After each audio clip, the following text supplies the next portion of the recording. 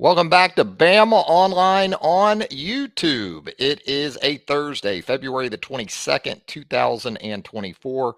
Travis Reier, senior analyst for BOL, alongside site publisher Tim Watts. Tim, I suspect you are caffeinated at this point of the morning, although after the events of Wednesday night at Coleman Coliseum, I Yeah. don't know if any of us really needed a pick-me-up this morning.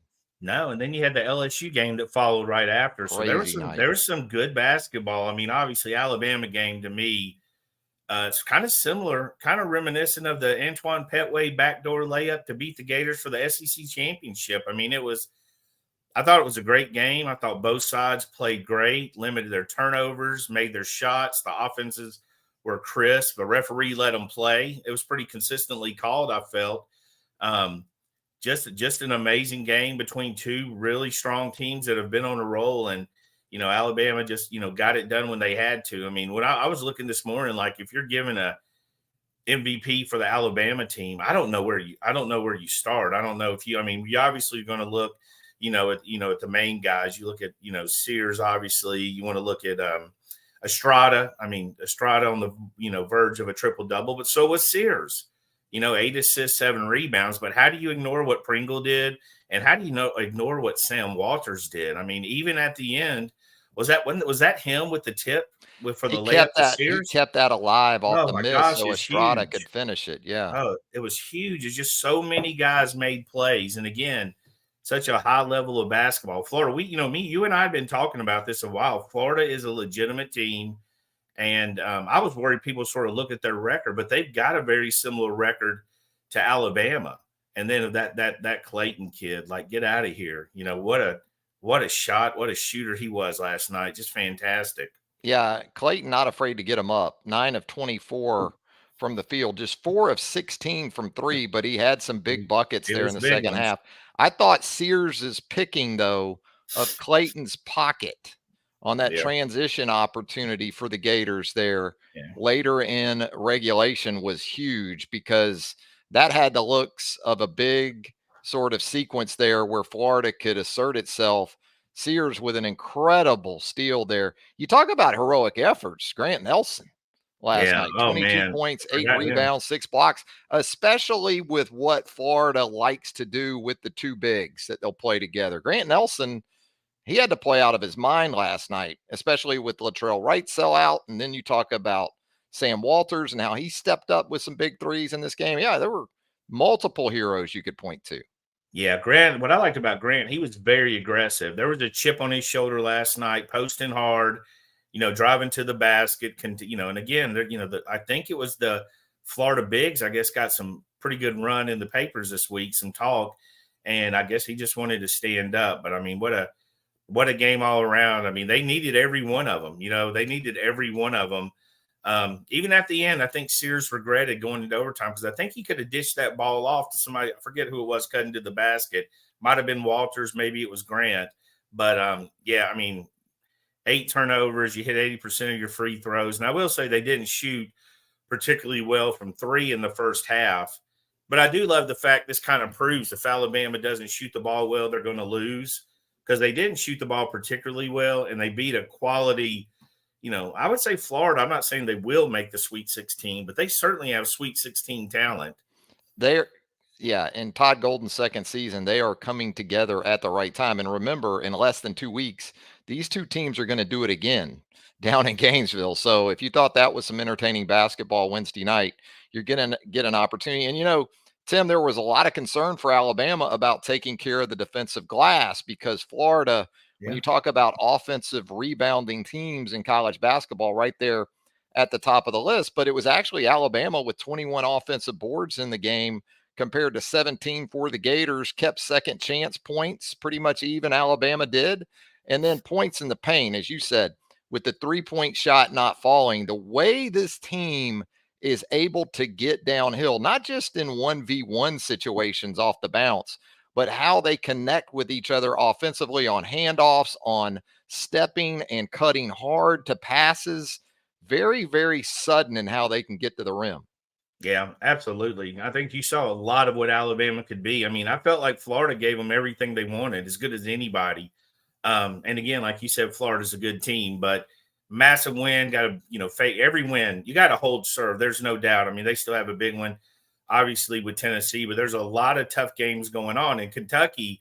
That really kind of loosened up the SEC because Kentucky's odd. Now, they're still a dangerous team. Alabama's not walking down there, but you have to wonder where they're at mentally. They're 3 games back. There's 5 games left to play. They're behind 4 or 5 teams in the SEC because of that. Otherwise, they're tied.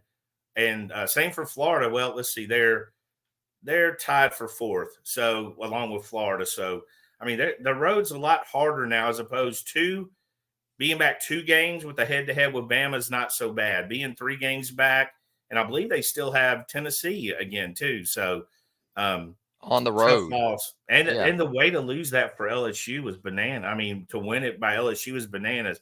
Bad shot, blocked, thrown up, tipped in. That was just. Yeah, it's going to be $100,000 fine, I think, coming for LSU for the court storming there at the end. But that's nothing new to LSU. Between field stormings, court stormings, that's just a few pounds of crawfish. Yeah, you got that to was. throw I out. mean, it wasn't as pretty. I mean, the Alabama game was pretty to me. The Alabama Florida game was. How about some of the just, backdoor stuff Florida ran on Alabama in the that half was just court? such a. Oof. That was just a pain. That was just a pain. Yeah, it's just a pain to try to cover that kind of stuff. I thought Bama did a good job of rolling a few times and getting Nick involved, finally getting that hooked up and getting those easy baskets. And you saw Nick play with a little chip on his shoulder too. So I think, you had to have every one of those guys. But, I mean, tip of the hat, that's just one of those games. I think they could have played, 4 other overtimes and went back and forth the whole night. It's one of the best games I've seen in a while. Sam Walters with some huge threes there in the second half when it looked like Florida was about to maybe take that game by the throat.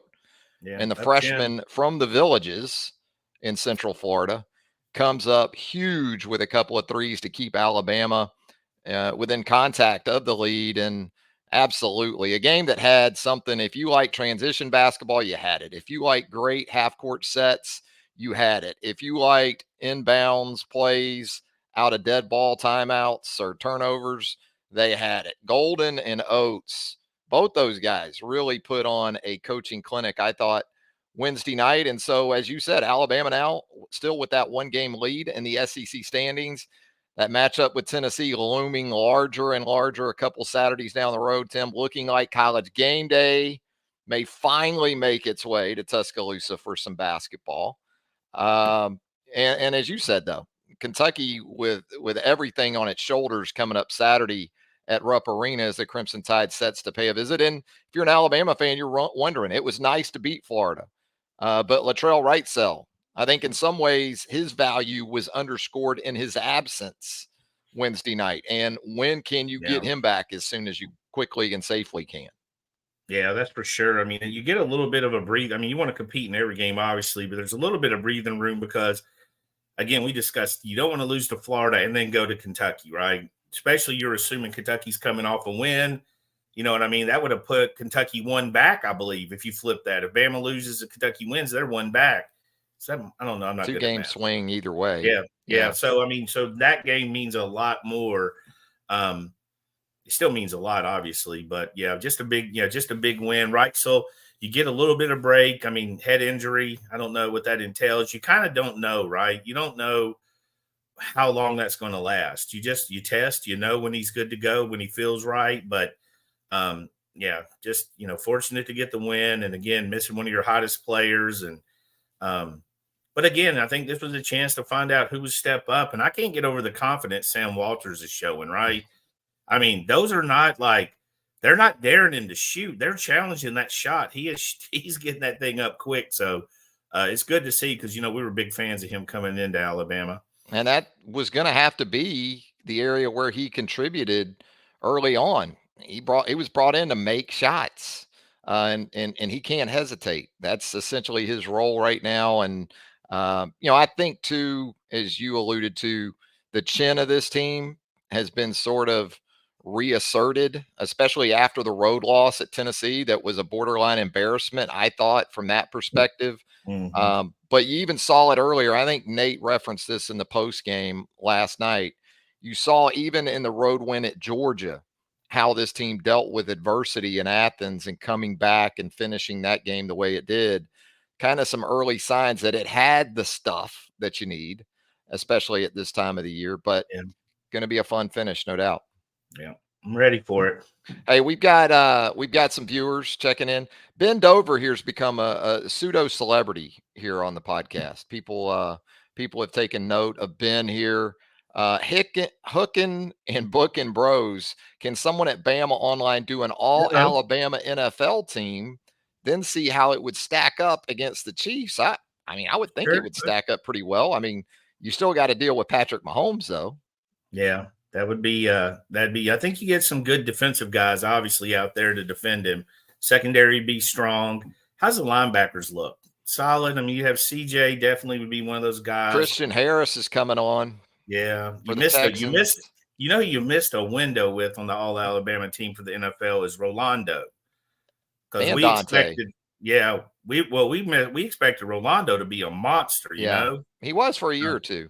Yeah, and he was. He absolutely was. So that's kind of one of the, if you look at Bama players that kind of didn't pan out the NFL, he's one that jumps to mind. But yeah, we can do that.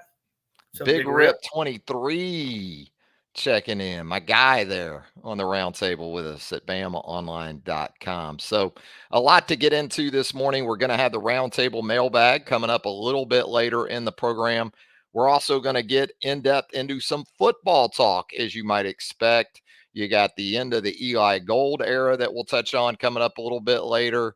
Eli, after 34 seasons behind the mic for Alabama football and really other sports as well, it comes to an end with Chris Stewart getting the expected promotion into that big seat there in the press box at Bryant-Denny Stadium. We'll also talk about the latest mock draft from Daniel Jeremiah of the NFL Network. But Tim, first, I wanted to get into some position group talk for this Alabama team in year one under Kalen DeBoer. Charlie Potter and myself on yesterday's show, we did our top 5 players on the roster. But, there's been this talk about expectations in year one for Kalen DeBoer. And that's not really what we're going to get into right now in terms of win-loss or go down the schedule and win-loss that. But I've heard everything from 11 wins in the regular season, maybe 8 wins in the regular season. And I guess I'm somewhere in the middle of that.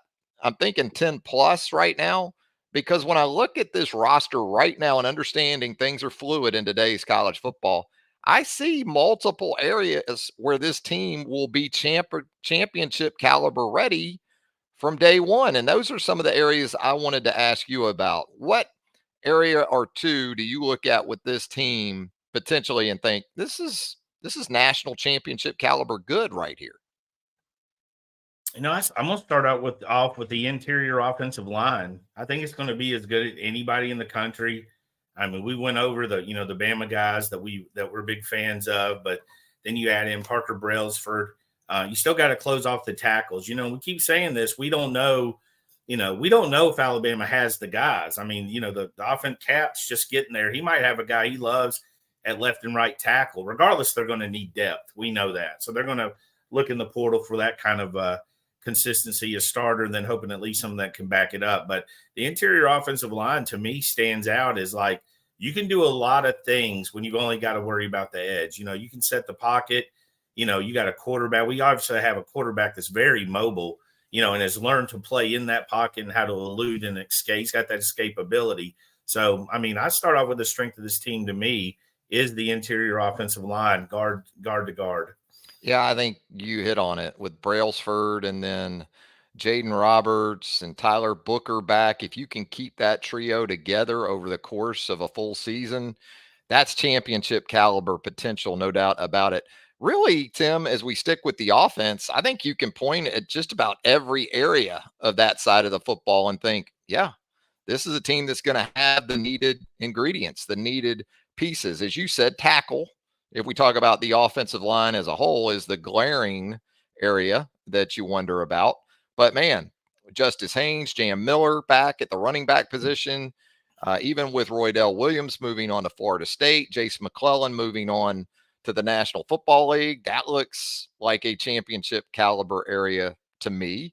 Wide receiver with the loss of Isaiah Bond even to Texas, and Jermaine Burton to the National Football League, and Malik Benson to Florida State. But you add Jeremy Bernard from the University of Washington. You got Ryan Williams coming in, and some interesting stuff here in the last couple of days or so. Not really all that surprising, I would say, because we saw this guy out wide a good bit in high school. But think about a pairing potentially, or a trio that has Caleb Odom in it as well at the wide receiver position. So how would you judge that? You lost Bonds, you lost Benson, you lost Burton. You got those three, and on the other side, you got Ryan Williams, Jeremy Bernard, and you got Caleb Odom. Now, there's some uncertainty there, right, for sure, because you got two freshmen that haven't played. But, I mean, Caleb Odom's probably, perhaps the most versatile offensive receiver threat in the country because of where all he can line up. And then Ryan Williams, I mean, he's just an elite talent. I mean, any other year, we're basically not having a discussion who the top wide receiver is. This year just happened to have some super freaks in there with him. But again, I mean, you take, which group would you take? You're a head coach. Which group? You taking A or B? I mean, I take Ryan Williams' group all day, and I'm a huge fan of Jeremy Bernard. Nothing I've heard tells me this guy doesn't have wide receiver one potential. Haven't even mentioned Kendrick Law yet. Yeah, there's and Emmanuel Henderson and his potential still, and these additional Bubba Hampton, sort of the wild card he can be on offense. It's hard for me to argue with you. I want to argue with you, Tim, about taking Bond and Burton and those guys, but it's a difficult argument if you talk about the potential of this next group once you get them in there. When I get to the whole wins discussion, I mean, if Nick Saban was coaching this team, this exact team, and said, what would they be predicting? They wouldn't predict Nick Saban to get 8 wins. I think it's 9.5 in Vegas right now. I think it would be a full win higher if Nick's still in Tuscaloosa. I think it'd be 10.5. That's what I'm saying. This is like, I mean, your Kalen DeBoer is a football coach. This is there, and he's got talent. So I still sit on the 10 wins. I think 11's the high, 9's the low. So 10 is probably where I'd bet. And that's a tough schedule. But again, it's hard. I mean, the predictions don't mean anything. They used to mean a little something, but now you got this whole April window. I mean, you look at the guys that Alabama lost, look at the guys that Alabama added. It can change the perception of your team. Even Keon Saab coming in late, getting a backup tight end or a guy that might contend for starting tight end time, getting those guys plus the earlier guys. So that portal window can change everything. And I think everybody that does predictions is factoring that in. But I don't think Caden Proctor, as good as he was as a freshman, takes Alabama from 11 wins to 8 wins, or Caleb Downs for that matter. Yeah. Do you think that this is a national championship caliber quarterback room to go with these other positions? Again, I think tight end, they're going to be fine. They kind of bolstered that area with Jacob Cuevas coming in as a transfer from Washington. That sort of indicated that maybe there is something else going on with Caleb Odom in terms of how he's going to be used. So you sort of reinforce those numbers there at tight end with an experienced guy. But quarterback, is the quarterback situation in relation to what DeBoer and this offense is going to want to do moving forward, do you think it lines up well enough right now? He seems pretty confident in Jalen Milroe's talent. I mean, obviously that is not anything against Austin or Dylan or Ty. He just has seen more of Jalen Milroe, and he's very complimentary what he thinks he can do. Also, I think you go to the fact this is a very offensive-minded coach. He's got a lot out of his quarterbacks. I mean, I think that, Phoenix has played the best under him. I'm curious to see how he does outside of Kalen DeBoer, but obviously he's a big quarterback guy, and he's going to be able to push. And, I mean, I don't know if Jalen's really had that. He's had a couple – he had 3 offensive coordinators since he's been at Alabama. Does that sound right? Yes. He had O'Brien, he had Reese, and now he's got Nick Sheridan. Yeah, so I feel like Kalen's the type of guy to get the most out of Jalen out of those 3, simply because Bill O'Brien's an NFL quarterback guy. We never saw anybody like that at Notre Dame with Tommy Reese.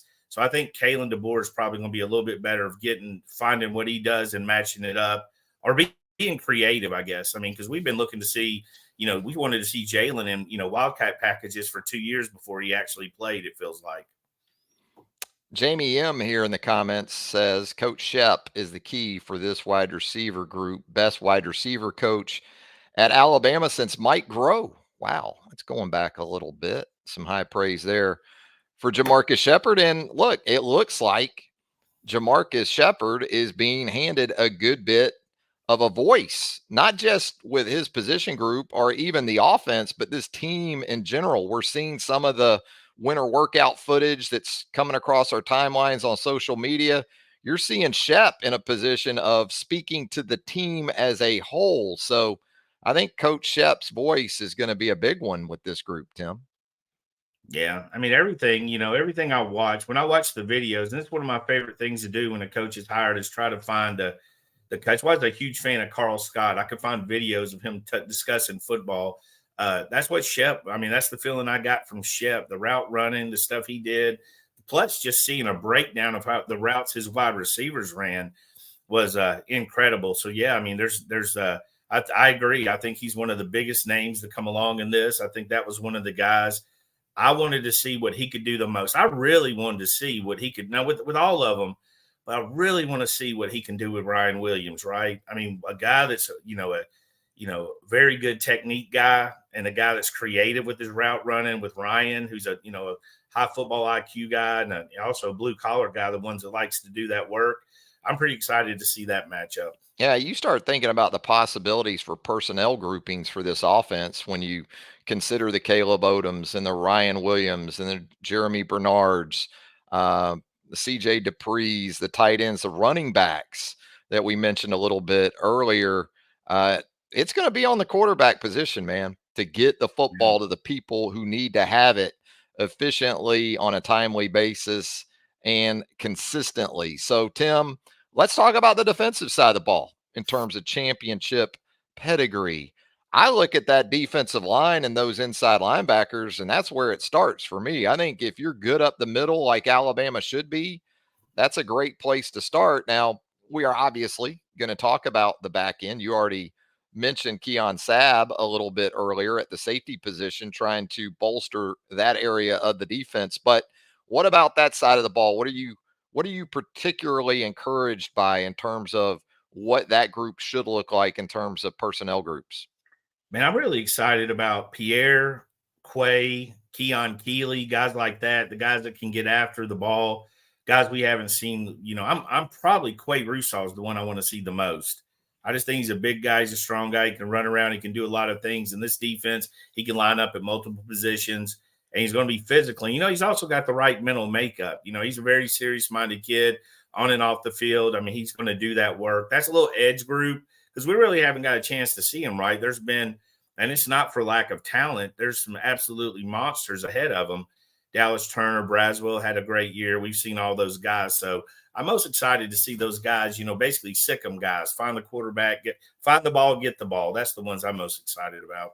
Yeah, it's not like there isn't talent out on the edge with Pierre Sure. and Rusal and Keeley, and even some guys. A guy like Q Robinson's got a chip on his shoulder right now because nobody's talking about Q Robinson. Yeah, Guy's been that's a in the good point. program forever, has been an elite special teamer. He really evolved into that kind of guy for Alabama a year ago, situational pass rusher in the previous defense in 2023. Keanu Coote, the same way. I Yeah. mean, if you look at Keanu Coote on a practice field, you say that guy should be playing football at the University of Alabama as an edge defender. So that's going to be fascinating with spring practice for me, how all of these guys sort of fit in or fit out as you move forward in Kane Womack's approach to the defensive side of the ball. Tim also wanted to get into the latest Daniel Jeremiah mock draft. A couple shows ago, I believe it was, or maybe even last week, I think I posed the question to you and Jimmy Stein, or I put an over under out there for early discussion about first rounders from the Alabama perspective for the 2024 NFL draft. Put that number at 3.5. And I think some folks thought, man, that's easy money. You got Dallas Turner, you got J.C. Latham, you got Terrion Arnold, you got Kool-Aid McKinstry. But in looking at this latest Daniel Jeremiah mock, looks like Daniel right now likes the under. Yeah, in that discussion, I remember we were talking about Kool-Aid having to be that fourth guy, or Braswell being that fourth guy late in that 24 to 32 range. And again, when you're drafting that late in the NFL, you're not looking for and necessarily an 8-year starter. You're looking for a guy that can come in and contribute right away, right? You're a playoff caliber team.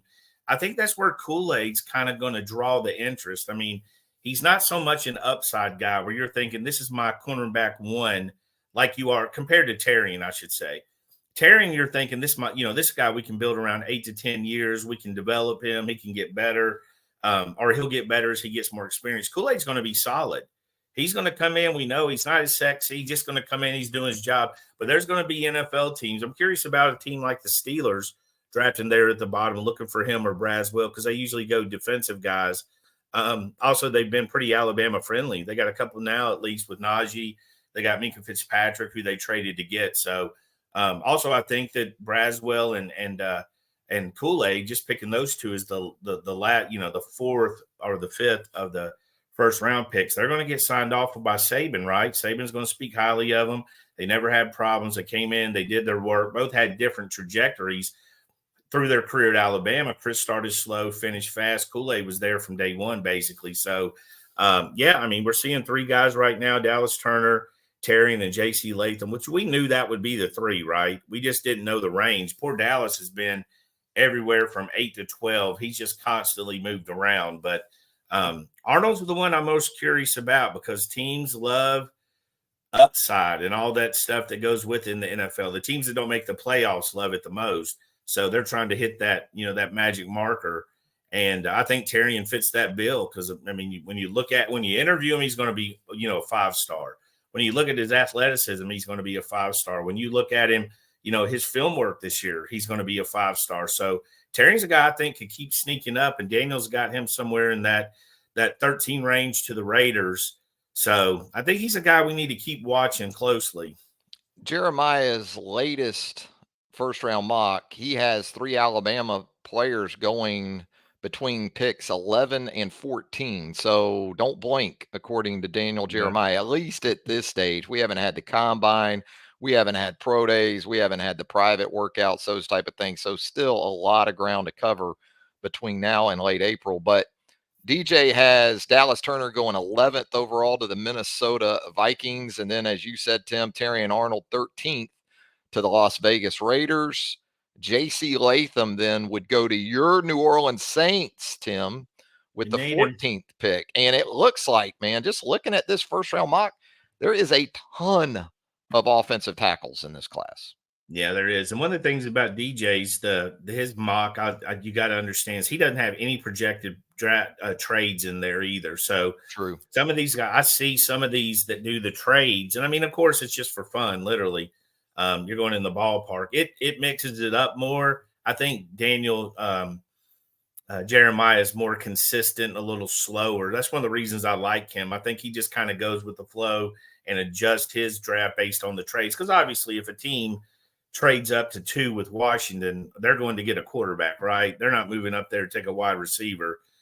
So he'll kind of know it'll tip their hand, and their hand's going to be tipped a little bit more as we come along. But just like you said, the NFL Combine, we've seen guys go from 5th round to 1st round pretty quick, and we've seen guys drop from 1st round to 4th round pretty quick too with that testing. So there's potential for a lot of changes, but for the most part, teams are drafting for what their needs should be. Yeah, the Eagles have been one of those teams you could kind of count on too, right?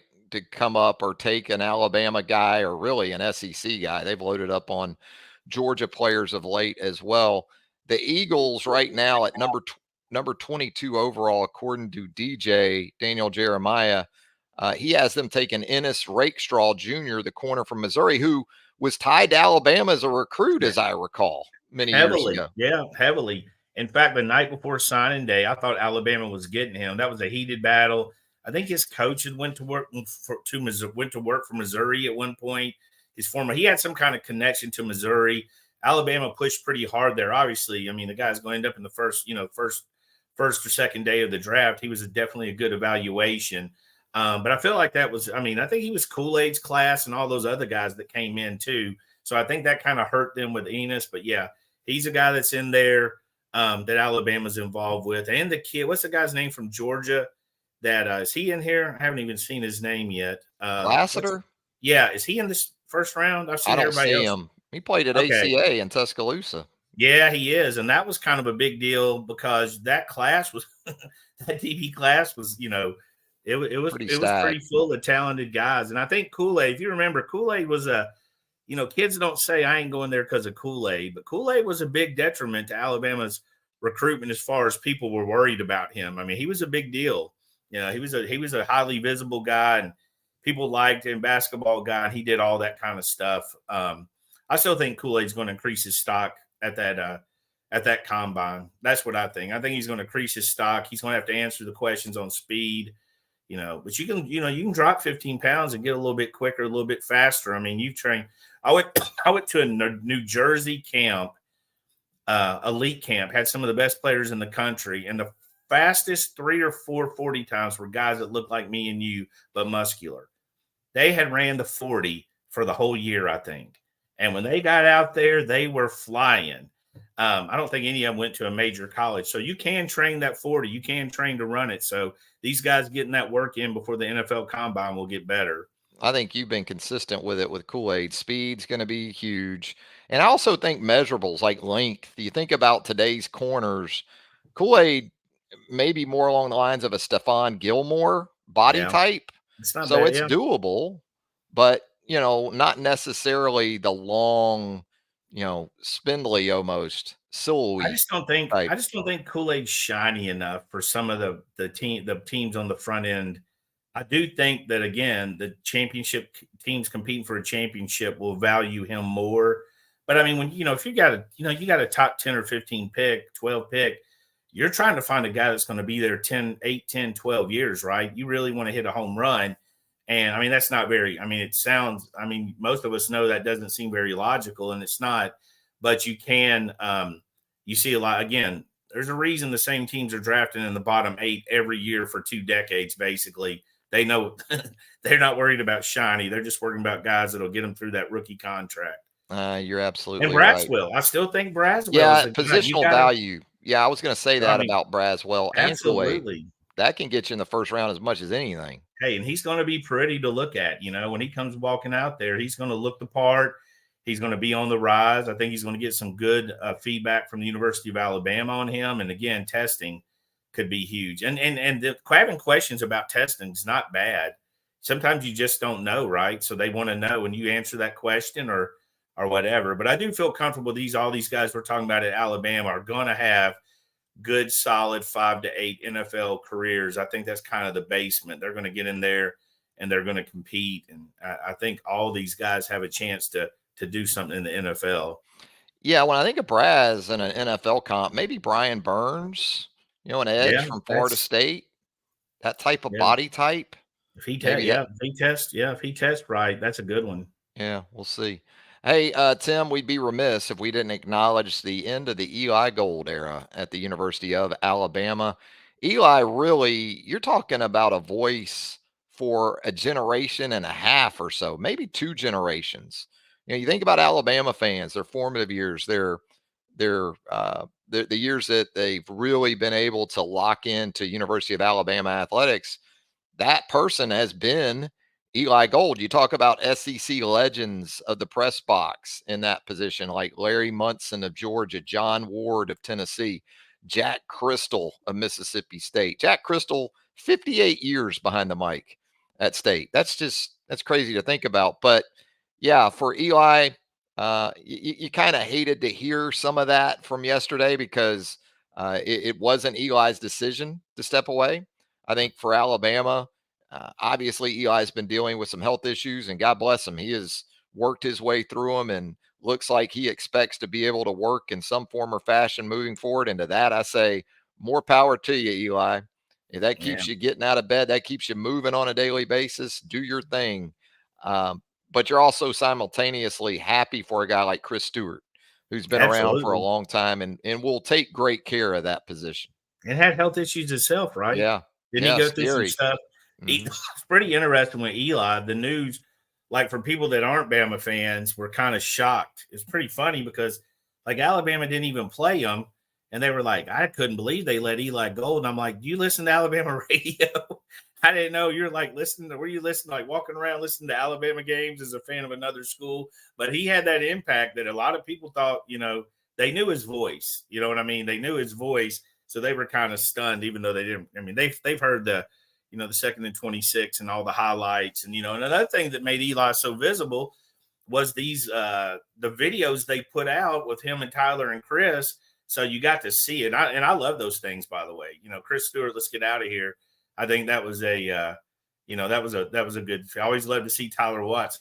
Is he going to react? Is he going to look? He's tried not to, but can he? But we saw a lot of Eli. So yeah, I mean, oftentimes, when you did it that long and you're not ready to not do it, I mean, you're only going out one way, right? They're coming for all of us eventually. There's a chance anyway. Although when they I'm not. come for me, I think my reaction, Tim, will be, you know what, you're right.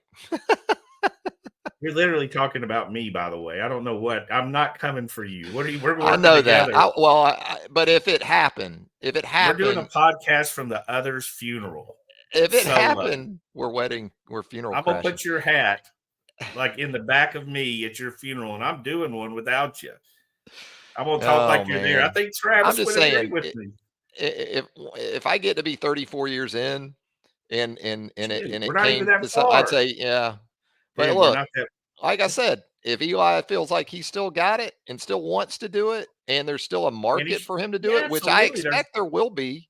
I yeah. mean, and Eli has shown it doesn't have to be SEC Major League Sports for him to do a job. He I might could have see Eli fun. doing East Coast Hockey League hockey if it I was came about down to to say it. he might be able to get on the road and have some fun too. Yeah. Yeah, good for him. But Good run. it's certainly the end of an era. I got to think too. You're transitioning from Nick Saban to a new head coach. This is probably a good time to make the transition in some other areas of note. But certainly, again, wish Eli continued the best for what he's been. I mean, you said it, iconic calls. Whether it was second and 26. I go back to even teams and eras that weren't the Nick Saban eras. He was there for Gene Stallings' run there. 89, the block field goal by Thomas Rayam up at Penn State. That was very early on, I think, for Eli. He was in Gainesville in 99 for that improbable overtime win over the Gators. So many that you can refer to with the great Eli Gold. Hey, Tim, you ready to head into the roundtable mailbag here? Yeah, that's a doozy. And before we get started, let's take a minute and ask you guys watching, guys and girls, guys and gals, to take a second, like and subscribe for us. Trying to build this thing up. You guys do a great job. We love the mailbag on the roundtable.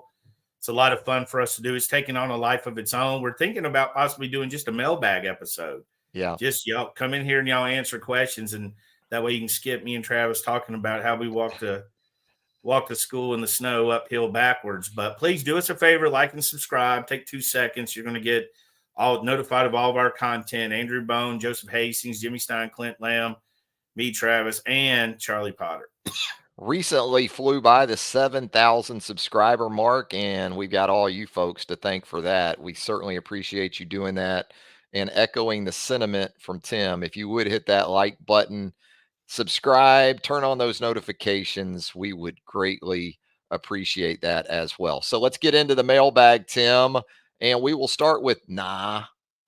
And he says, or asks, or both, it appears Kalen DeBoer has a much stronger preference than Saban did for tall wide receivers, but we don't currently have that kind of size because besides a true Frosh that Saban viewed as a tight end, obviously referring to Caleb Odom there. What do you think this means in year one for wide receiver tight end production, as well as run blocking, and maybe a post-mortem on Saban's philosophy relative to wide receivers and tight ends? Were all of Washington's receivers that tall? I know Jeremy Bernard's about the average size of the Alabama roster, right? He's Yeah, in I that don't 6 think foot. Rome Odunze is 6'4". Yeah, I don't remember. I mean, it could be true. I haven't really. I just noticed the main two guys, didn't seem to be that tall. I mean, I think you have to factor in several things. With the tall is great, but also tall guys tend not to get off the line of scrimmage as fast as smaller guys. When you get that guy, AJ Green, Julio Jones, those freaky type of guys, they're very rare because it usually takes an extra a half second to get going, get those long legs going. Um, so I think that Alabama has the talent. I don't know if necessarily 6'2" is better than 6 foot and a half. Ryan Williams is in that 6 foot range. Jeremy Bernard's in that 6 foot range. Jalen Held, he's in that 6'1" range, I would think, if I remember correctly. So I don't know if the height's that big a deal, maybe, and I missed it, but again, like you said, I don't know. I don't know if it's that big a deal just yet. Yeah, Odunze isn't a small guy. I think it How just big is goes. he? I think he's 6'2", 6'3", Trying to find his somewhere in that profile. range. I didn't know he was that. Yeah, I didn't know he was Yeah, that tall. I thought he was in that. he's not a little guy, but I think it's a case by case basis. Remember Mike Williams? This is going back a ways at USC, Absolutely. USC. 6'5", Absolutely. and he dominated on the college level. And then he got to the NFL, and that's when I think his size worked against him. There's very few Calvin Johnsons out there, I guess is my point. So Yeah, I mean, when you there's look, still and things that you was a have to do, that make and that size sometimes work against you. yeah, and that's a knock on, like, say, a George Pickens. George Pickens didn't run very well at his Yeah, there camps. you go. The thing about it is, thank you, Christian, 6'3", 215. Yeah. Yeah, Rome's not Christian little. dropped in, appreciate it. But the thing about, like, George Pickens is when he's running, right? And Mike was that way. When they're striding, but there is a little bit slower get off. You can get jammed at the line. If you want to do quick passes, which Alabama does, I mean, which Kalen DeBoer's offense is going to do, you're probably going to want those quicker guys. Those quicker guys tend to be smaller. I mean, again, obviously you want as tall and as fast as you can get, right?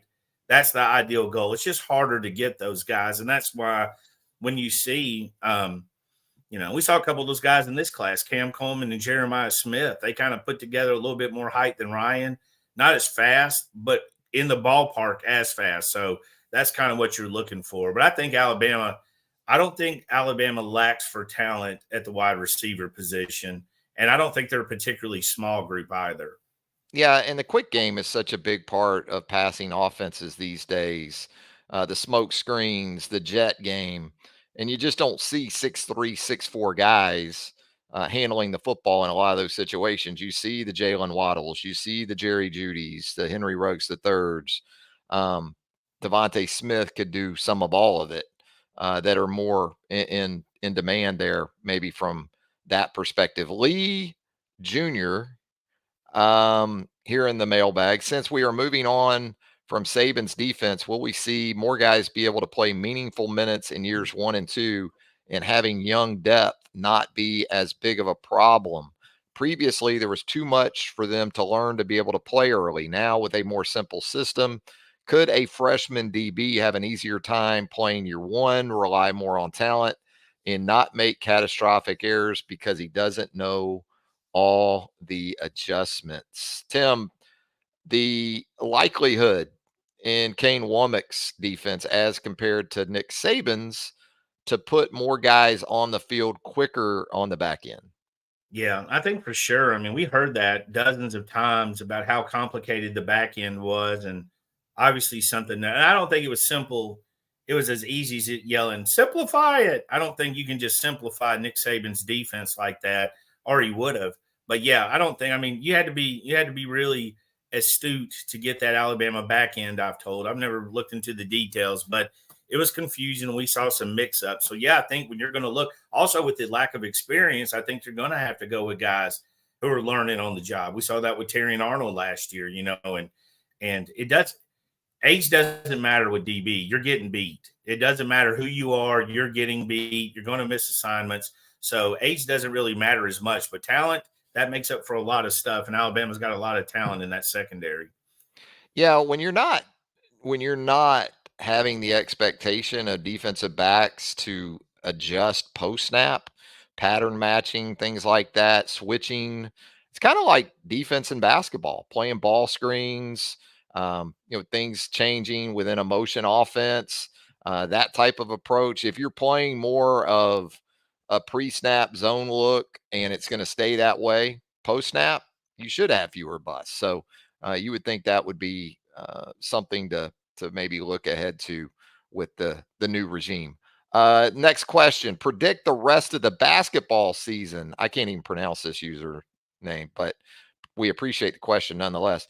Predict the rest of the basketball season, each of you, please. So here we go, Tim. 5 games left. Go to Kentucky on Saturday, midweek at Ole Miss next week, Tennessee and Tuscaloosa the following Saturday, back on the road to UF in a couple of Tuesdays, and then wrap it up with a Saturday home game against the underachieving Arkansas Razorbacks this season. What do you think? Those 5 games, what kind of record you got? I'll go 3-2. I'll go split with Florida and Kentucky on the road. Win versus Tennessee. Well, that actually put us at 4-1. So I'll go though win. 4-1. Yeah, I don't know if I like that. I like beating Ole Miss. Yeah.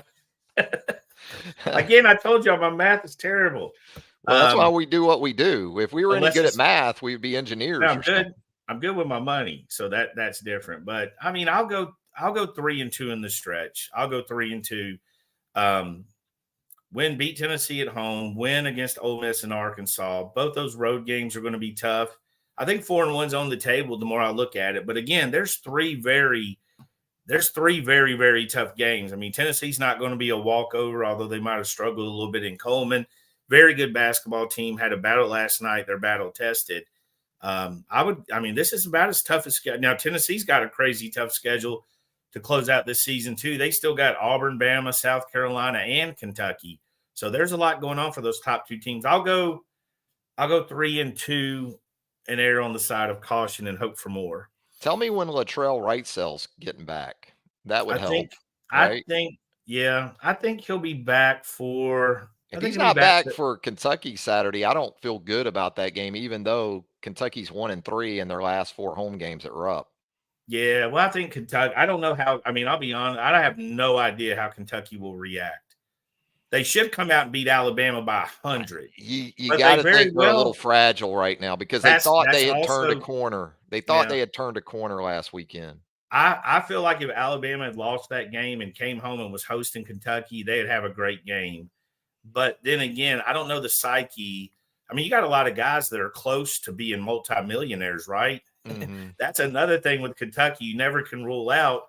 You got guys that they're a month and 6 weeks away from getting that huge pay. I mean, obviously NIL, but the NBA paycheck, and they got some talent. So I'll go 3-2.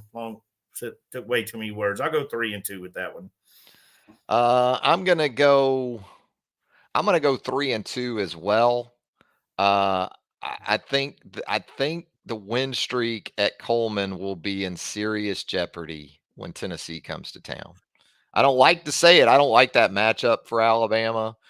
Talked about this with Charlie Potter yesterday. One of the really big things that I do like about Alabama is that they're old.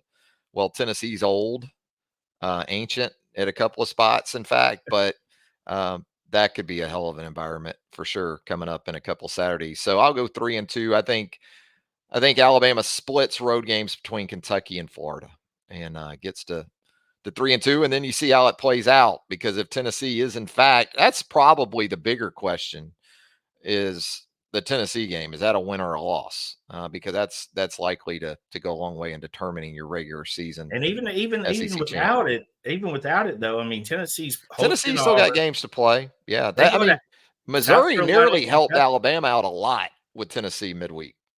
Oh, yeah. I mean, that's the thing is Alabama's kind of avoided that slip-up game, right? Mm-hmm. That on-the-road surprise. I mean, Kentucky got one. I mean, I think everybody's got one for the most part, but Alabama. So, again, you're going to have to guard. I mean, that Ole Miss game, I mean, again, talking about getting your best shot and their Final Four and all that stuff. So, yeah, we're agreed on 3-2. Roll Tide _YNWA here in the mailbag. Says, I look forward to hearing what the two of you have to say each week. Keep up the good work. We appreciate that Thank you. very Thank you. much. And now for the question. You're both named co-presidents of the NCAA. What are the first few changes you make? Wow, Tim, that's a lot to No, unpack. it's It's easy. not a lot for me. It's not a lot for me, but go I ahead. got this. I'm waiting on this call. I mean, first I narrow it down to one transfer portal window. That's it. You're going to get one shot to leave the portal. The second thing I would do is, and I would make that in the spring. I would make that in the spring when you've been on campus, you've went through the spring practice, you know where you stand with your coach, you have a better sense of where you stand, because that April roster is going to be pretty similar to what you're going to see in August. And I think I eliminate a lot of the tampering that way without this. Also, another thing to eliminate the tampering, I would go, you got a 10-day window after the new coach is named. So the Alabama players, the Michigan players, the Washington, Arizona players, once that coach is named, the window opens, you got 10 days to go in the portal. Otherwise, while you're doing your coaching search, what's happening? You're being rated. You're being tampered with. You're at another level. Yep. You're being. I don't even know if tampering's like a big deal. Like I don't even know if you get in trouble for it. It doesn't seem, it doesn't seem like it in any regard. Video or doesn't count. I mean, you But got I to do have think it on a Ring doorbell unfair. or something. But I do think it's unfair for everybody if, again, like if Hugh Freeze left and in that absence of that window of no coach, the kids also are kind of being taken advantage of, right? Why? How do you know for sure you want to leave when you could get the perfect coach for you? Yeah. You might get a guy you knew that recruited you 2 years ago. So that's my two fixes. Yeah, I agree. You got to streamline some of these windows. And we talked about it before. I mean, when they go to 12 teams, which by the way, we're now hearing maybe 14 teams, Tim. What did I tell you? We're going to end up with 64 team playoff. We're going to do it. And we're Got going to to come get up. the money right. Got to get the Yes. money right. Yes. We're going to end up with a basket. Of course, that went to 68 teams. How long did that thing expands? But yeah, I don't know how we get to the next level when we haven't even seen how the 12 team will go. Well, Hey, you let's get a first. say even with 12 and you start playing your first round games in that tournament on the weekend of December the 20th and the 21st, as we talked about, you still got the early sign up. You got to move something at that point, don't you? I mean, I I mean, what happens understand if it's these? 12 teams and not a 120 teams in the playoff, but still to have Yeah, you all got. that overlapping. Yeah. So what happens if you have this 12 team tournament the first year and the first round is absolute maulings? Yeah. I mean, that's going to make As people. long as the TV's good and the money's right, you know. I just think people are going to watch TV. That's why I get tickled with the whole debate about the Super Bowl. I mean, people are going to watch it every year. There's also a lot more people every year too. So Well, and that population is going to catch up to it. people are going to watch it. As we talked about last week, when you start talking about potential matchups in South Bend of Alabama and Notre Dame, people are going to tune. They're going to lock into that. Absolutely. Dixie's Pride here in the mailbag says, not sure how to feel on the positivity of the fourth quarter program. Mhm. RM speaks of thoughts on positivity. I think it's more, Tim, that it's just different than what we experienced under Nick Saban. This sort of exposure to what these guys are going through right now in terms of the calendar football year, social media prominence that we've seen with a lot of this stuff. It's So, just a different approach, is the way I feel about it. so we're wondering why it's positive. Yeah, Is that there's a Dixie Pride may not be buying into the positivity, and part of me understands that because in the pre Saban era, you would see it every few years. Alabama fans, especially if there was a new strength and conditioning coach, right? Oh, now we got it. We got a new strength and conditioning coach. Going to get this thing turned around. It is positivity season usually when the fourth quarter program cranks up. I don't know how. Yeah, I don't know why it'd be negative. You know what I mean? I No, would I expect. agree. I mean, the kids have been out of football for a while. You got a new coaching staff, so that's energetic alone. everyone's risen up a notch to some degree and where they stand on the totem pole on the team. You got a ton of newcomers. I don't even know how many newcomers have they got, So it's almost like they got 30 newcomers. Is that close to right? I mean, it has to be. Yeah. So yeah, with the yeah, transfers and everything. I buy they're excited. If that's the question, I buy they're legitimately excited. Yeah.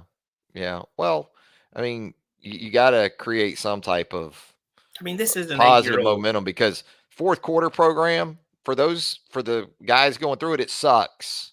So anything you can do to help motivate those folks and make it at least somewhat more positive and palatable. Yeah, You this got is to a embrace the 9-year-old. suck this time of year if you're a This player. is this isn't 9-year-old sports where you say run a foul pole and they're like, "Oh man, are you serious?" These guys have been They trained. know the deal. Yeah. They're basically professional athletes with their training. So yeah. Wobro here in the mailbag. He's got some golf questions for me, Tim. So You're you can go dead get to a me. sandwich or something. You're dead to me, whoa, bro. You go to Starbucks and come back. Um, what is the handicap looking like as we are about to enter the spring? Whoa, bro. I am a GHIN official 17 and a half. Very healthy handicap.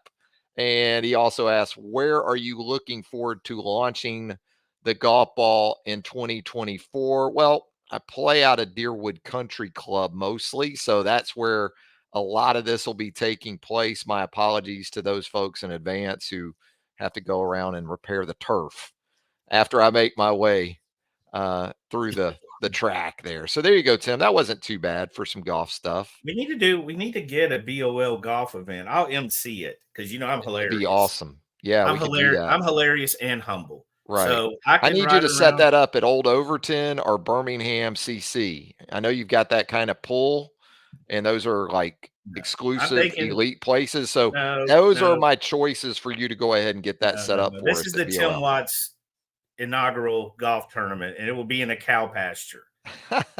Most will be uncut. There will be cow patties. I want to see if you guys can actually golf, not walk Oh, around a meticulously grass mown lawn on a golf cart. I want to see if you guys can hack it. how did I know that you'd go Happy Gilmore on this thing? Basically, we'll be playing Hey, with you know what? I got a few guys on that hockey board that'll sticks. probably win this thing. They'll probably be great at the Tim Watts golf tournament. Show up with Oh hockey man. pucks, hockey sticks. DeBoer Stan 2024 here in the mailbag. Is DeBoer in a similar situation as Les Miles in that if he does have a lot of success early, many will chalk it up to him doing it with Saban's players? Personally, I feel he has proven himself to be quite capable and believe him to be a top 5 coach in college football already. Will DeBoer, Stan? Sounds like you answered your question right there I think he with that closing sentence, Tim. I think he answered it with his username. You know what I mean? I think he knows that I agree. I've said this to I don't know how many people now, but look at where this guy's won.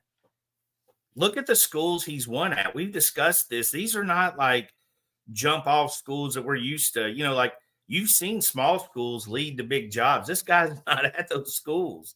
He's winning at places that aren't super popular.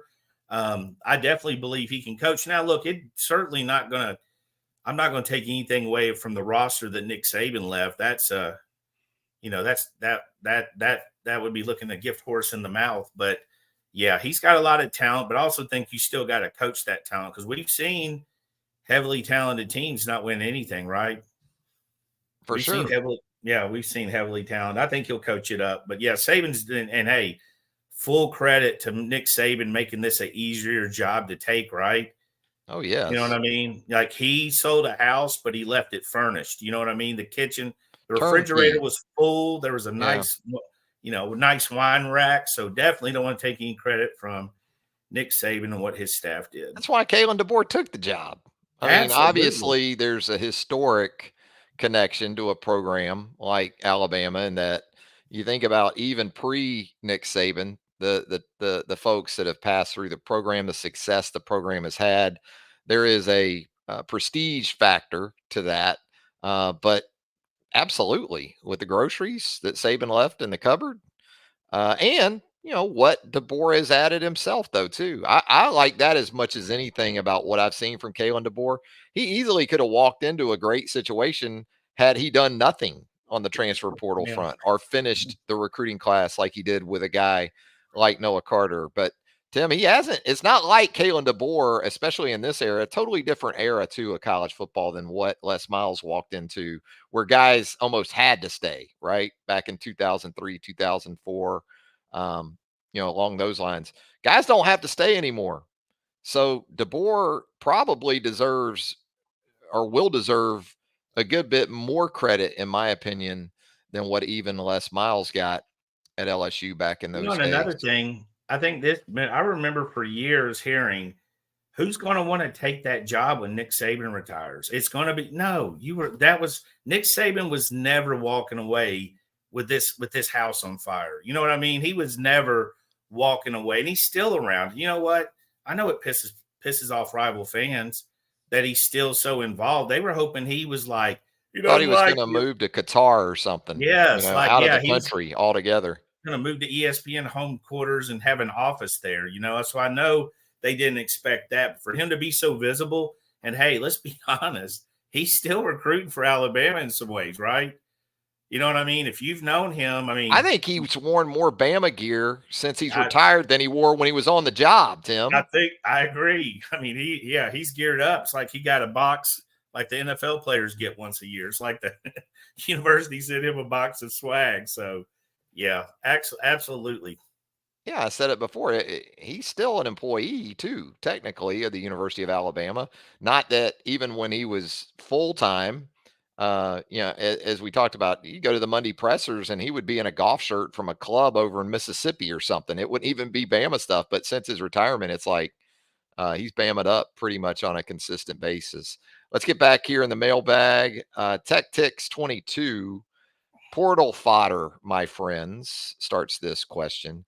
Any word on whether we're looking into the OT from SMU or the DB from Arizona? I believe, Tim, he's referring to Marcus Bryant, the 6'8", 318-pound offensive tackle from SMU, an all AAC performer in 2023. And I guess the Arizona player is still Tacario Davis, who's been out there for a while. On the portal market, or so it seems.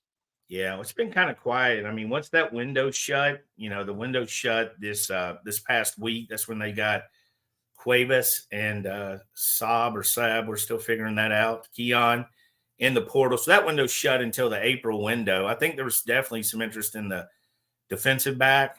Not sure on the offensive tackle. He hit the portal. Obviously every player that hits, even if he's an offensive tackle, is not necessarily going to be good enough for Alabama. Again, I think you go back to this. I mean, they need to add depth regardless, but they might have what they want on campus. They might have their starters on campus. They might have guys they like on campus. They're still getting to know them.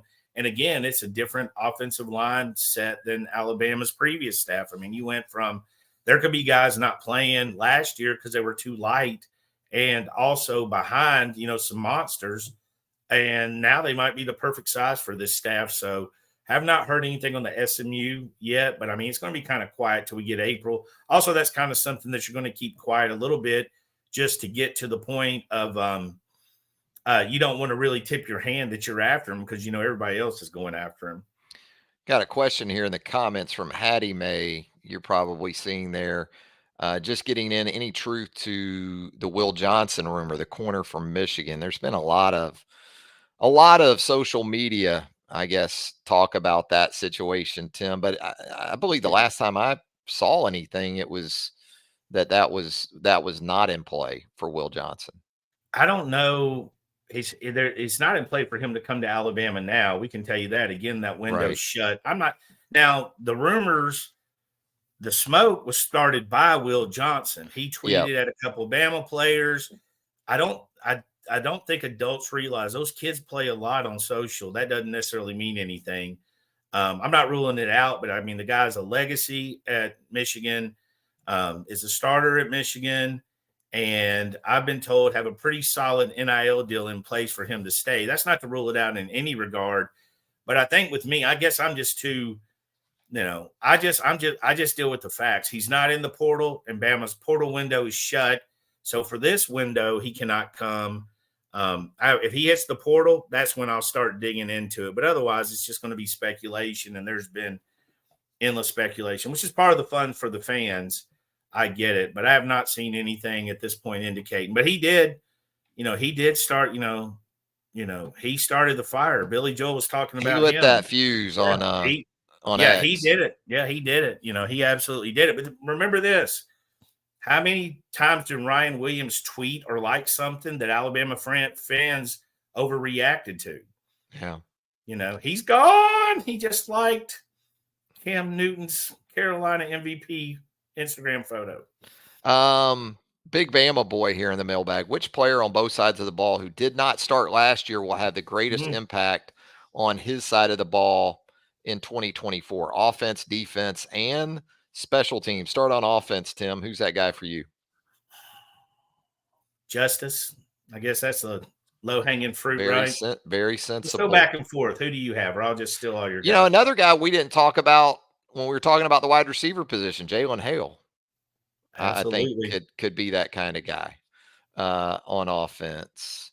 You go into spring hoping it's one of those young offensive tackles maybe that steps up this spring. So those would be, in addition to Justice Haynes, a couple of the guys I would point to. Yeah. Defensively, I would go Quay Russaw, who I think is going to have a chance to be, special. Love you some Quay Russaw. I just think he's that guy. Hey, Pierre. Well, I got a couple right behind him. I got Pierre right behind him, and I've got Jordan Renaud. I think Renaud. I think Renaud, who a lot of people were pissed off when Alabama committed. They were pretty upset with Jordan Renaud. Thought he was the back burner. Thought that they were already in their second. No, he was a priority the whole time. So he's a guy that did a really good job, I thought, last year of pushing and working, and the things we've heard about him have been very positive. Yeah, on special teams, you would think it could be Connor Talty stepping in there as the replacement for Will Reichard on special teams. But you got to think about the return game too, although I think Kendrick Law could still be that guy on kickoffs, but punt return with Caleb Downs moving on. Yeah, I was about to say Ryan Williams. That's what I'd like to see returning a punt. Similar to Caleb Downs, right? Young guy, catches the ball, good ball skills, elusive, and he's kind of got the build. Now, you don't want to get him, banged up back there, but he's a guy that's hard to grab a hold of. He will be like filling his first punt at 17 if that happens. So there's that. But he's a confident guy. He's gifted, and he's definitely a guy that can jab, step, cut, and find a seam and be gone. So I hope to see a lot of him returning punts. And they might go with a more veteran guy, but I think he could be in there. And Ryan Williams, he just doesn't seem to get the memo, right? That he's going to be 17 years old. He has no clue. Yeah, he doesn't get that email. Tide Hashira here in the mailbag. Who are your starters in the secondary at the start of spring practice? And who do you think surprises? Tim, I guess at corner, you got to think Damani Jackson is one of those guys. I would get him in there. Staub at safety, Malachi at safety. Devontae Smith would be Tony Mitchell in that safety mix as well. Bray Hubbard's in that mix. So one of those three, I would think there. But you've got these freshmen that you got to factor into this thing, whether it's Peyton Woodyard at safety, whether it's Xavier Brown at corner, and Jalil Hurley, still around. So if we just talk experience, there's just nothing really there at corner and very little at safety. Yeah, I'm going to go with Xavier Brown as a corner. I think he could have a chance to work himself into a starter. With that said, I think Zay Mincy is going to push a lot of people. Yeah. I don't know if he's going to get it right away. I know Xavier coming from Mater Day. I mean, you know how well they're coached, how well they're prepared. Peyton Woodyard would fall in that. So they probably have a shorter learning curve. But when you get to upside, I think it kind of starts and ends with Zay Mincy for me. And that's saying a lot. Oh, and Jalen Mbakwe is another one who's going to get better. But he's kind of, to me, Jalen's a little bit further behind.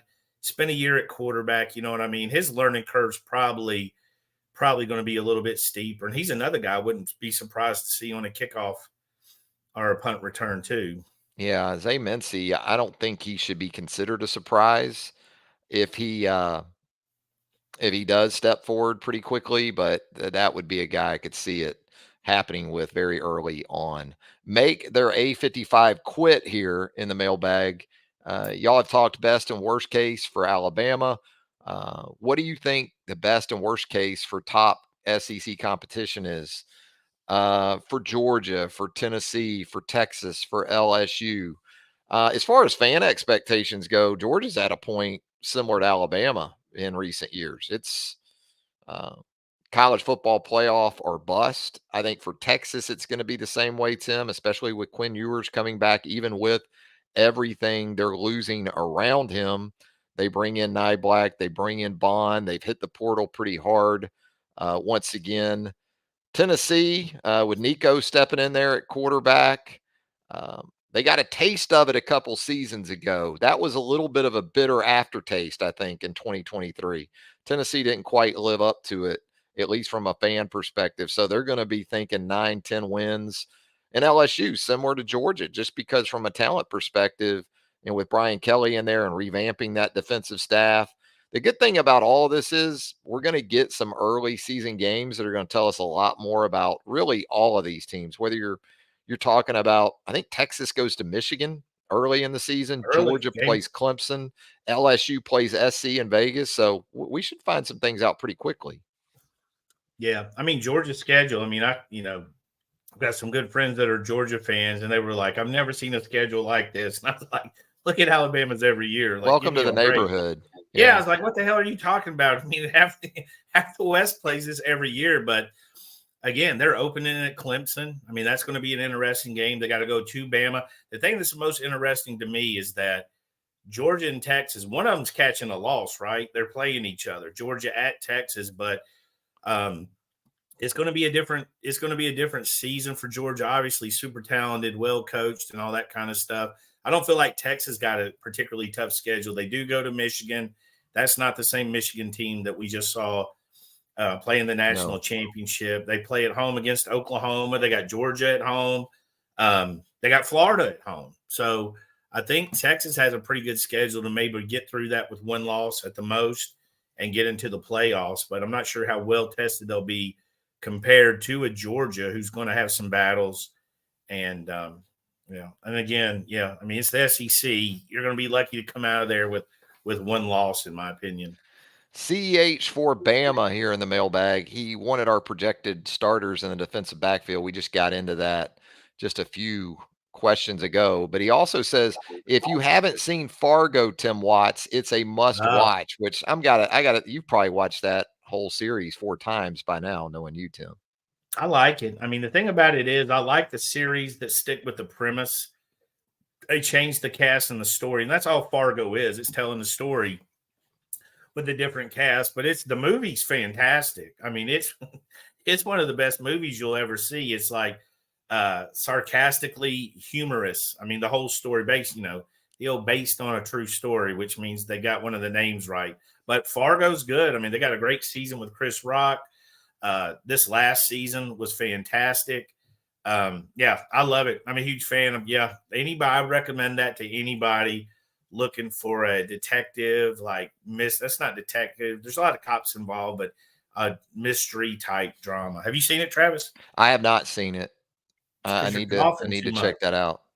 CH for Bama also asking Tim, when is Travis Reier going to give away that BamaOnLine hat? And look what I've got right here, Timmy. Look at that.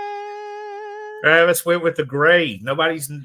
Well, this is staff. This is staff. It's kind of like staff. It's team issued gear. But look at what we're going to give away. Travis is hooking somebody up. That'll be. I just got to get Tim. I got to get Tim a work order so I can get reimbursed for this thing. But we're gonna pay for that $300 hat, buddy. I'll pay $25, which is the normal price for the hat. That's a new era. That's a new era with the white with the crimson Bama online. I'm thinking, That's Tim, cashmere. yeah, we'll tie it in. It's the Coke white. We'll tie it into we'll tie it into something Yeah, coming up. Maybe the NCAA tournament somehow. Maybe yeah, we'll tie that'd it be into good. like Alabama's first round game, do a score How contest or something. But maybe it's how far they coming. go. Yeah, we can make it Yeah, a we big could do one. How that. far did they go? Who's going to win the whole Yes. thing? Yes. Yeah, We're that's gonna give that we're that'd gonna be a give that beauty. baby away. So Someone's getting a free one. We'll have that should be a yeah. pretty popular giveaway. Yeah, look forward to that. So we appreciate the timeliness of that particular question too. Absolutely. The hit 86 as we wrap up the mailbag on the latest edition of T Watts and TR. And by the way, if you haven't subscribed to our YouTube page for BamaOnline.com, now would be a great time to do it. Hit the like button. That would help us out as well. Hit subscription, turn on those notifications. You'll get all of our video content as it drops right here on the YouTube channel for BOL. But the hit 86, can y'all just lie about the background of future assistants?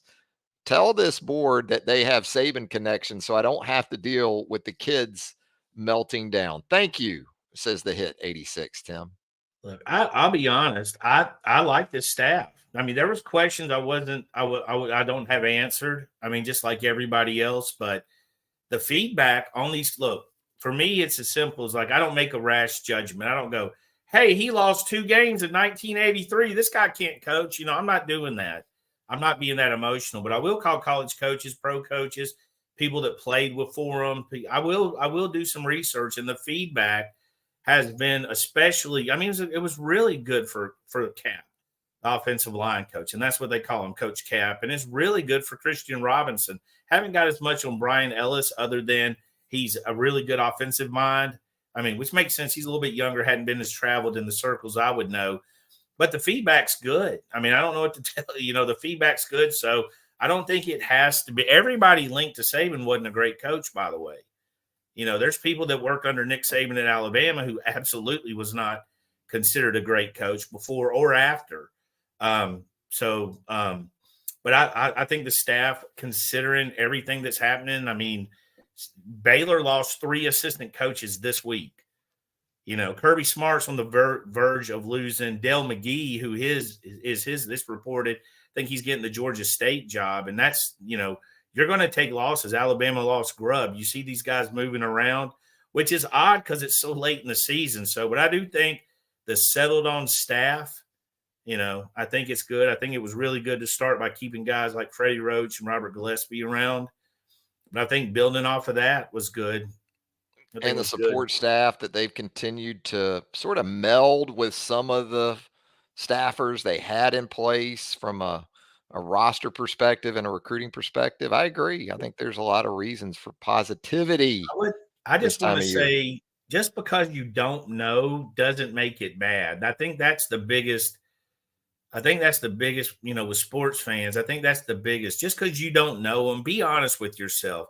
You're not out here scouting the Fresno State coaching staff. You're watching Alabama football on Saturday and cutting the yard. We're fans. But I think a little research. I'm just surprised with Google available that there's so much misknowledge out there, because there's a lot of it you can quickly find with the Google search. Yeah, I mean, you can change your brake pads with Google these I mean, days. there's seriously, you can do so many. They'll teach you how to do so You many can criminal educate acts. yourself pretty quick, more quickly than ever before. That's why I just like to take a minute and kind of dig into it, because, like, I didn't know about Austin Mack, but I Yeah, figured it out, and it was a lot of good stuff I found out about Austin Mack. Why would I know about him? He's a Washington commitment that skipped his senior year, but I was surprised at the number of people on the round table that were familiar with Austin Mack's game. I was kind of surprised. I was like, we got a lot of Austin Mack. you got Google, you got YouTube, you got You got Huddle, us. Got us. got You know, us. you Yeah, got us. yeah. We'll have at least some information. So, but I agree. I think the coaching staff. I just think their uncertainty. I mean, again, Nick Sheridan is a classic example. You look at the year they weren't good, but you skip the previous year when they were 6 or 7-1 and hung 500 yards in their loss to Ohio State, right? Right. And also, you look what happened when Nick Sheridan was replaced. Indiana won the national championship. No, they No. went 4 wins and 3 wins the next 2 years. I would say it's probably wasn't his issue. Yeah, and the head coach is now an assistant at Penn State. So Yes. Oh, yeah, and he that's was a good coach. He yeah. built Tom it. Allen's a good coach. He For is. a couple of years there, Indiana was Yeah. a menace. They Yeah. were a menace. That was not That was as good as IU football was going to be. oh, and I mean, Ballou, the coaching staff, Kalen, all these guys that came through there. I mean, Yep. absolutely. That Indiana, but again, it's hard to sustain if you're Indiana, right? Mhm. Getting the It is. recruits and everything that goes on, it's just hard to sustain. If that whole staff would have been together at a major Power 5, I think it'd have been a problem if they'd had the same talent across the board, because they didn't have Michigan or Ohio State talent the year they were beating them. No, they did not. Tim, there you go. That's the roundtable mailbag. And I think that's just about going to do it for us on this Thursday. It's been a lot of fun. It has been good stuff. End of the week. Nice little win last night.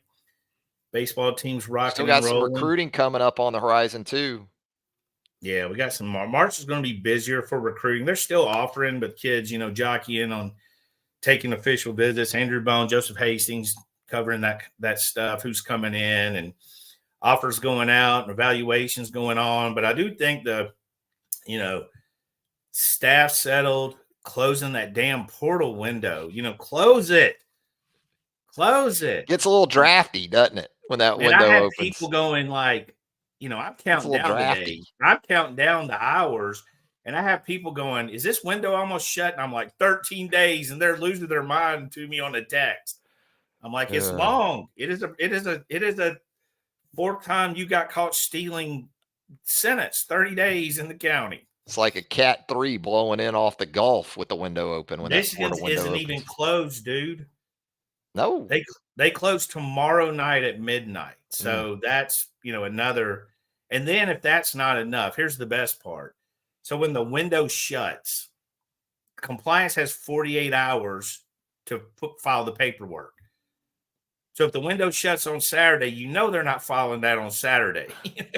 They're off till Monday. She go wake up till Monday morning with 6 next business day. Yeah. So I'm sure Michigan's having to Michigan had it a little bit luckier though, because I'm not sure how many schools could get kids into college. It's late. Even for the Mac Jones semester, it's late. That's weird. I still haven't had anybody explain to me what that February 12th to 17th, and apparently it's really hard to do for high school players versus college players. Mini, I don't know if it's mini or spring semester. I don't know what it is, but that's we know what this is. This is BamaOnLine.com, and you did hang out with us right there at the roundtable on BOL. That's where you'll catch Tim Watts. That's where you'll catch Andrew Bone. That's where you'll catch JoJo Hastings. That's where you'll catch Charlie Potter. That's where you'll catch Clint Lamb, Jimmy Stein, and myself. The list goes on. And again, subscribe to the YouTube channel for Bama Online. If you haven't done that already, we would greatly appreciate that. So, Tim, we'll do it again soon. Absolutely. We'll see you guys next week. Looking forward, hopefully, to some good weather. I know it's supposed to be good today, so. Spring will be here, before you know it. We'll have pro day at Alabama, have spring football at Alabama.